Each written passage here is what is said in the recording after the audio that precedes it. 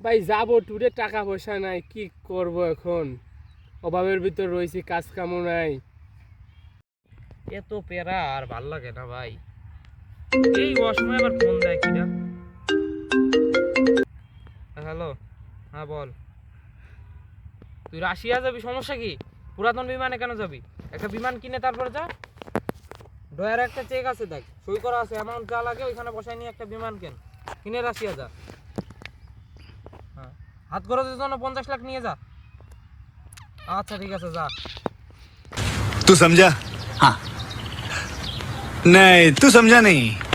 ভাই আপনার এত টাকা ভাই, ভাই আমি যাব ট্যুরে, টাকা পয়সা নাই ভাই, আমার কোনো টাকা ধার দিন তো। ভাই কয় টাকা লাগবে আপনার? ভাই আমার বেশি টাকা লাগবে না, 10-15 হাজার টাকা দিলে ভাই হয়ে যাবেন ভাই। ভাই আমি তো 2-1 লাখ টাকা নিতে ধার দিই। কি করেন ভাই, আমার কত টাকা লাগবে না ভাই, আমার 10-15 হাজার টাকা হলে ভাই।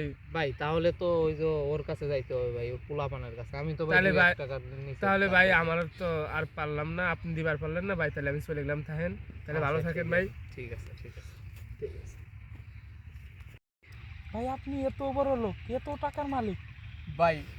আমার কাছে একটা টাকা নাই ভাই, আমি যে কাউরে কল দেবো আমার সিমে একটা টাকা নাই ভাই। ও আমার ছোটবেলার বন্ধু, তাই আমি ওর কাছে একটু বয়ান দিলাম। আমি একদমই গরিব ভাই, আমি একদম নিঃস্ব ভাই, আমি সিরা লুঙ্গি পরে রয়েছি ভাই, আমি নিঃস্ব।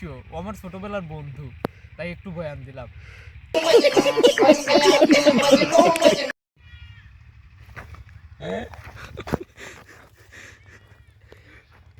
কি কয় রে?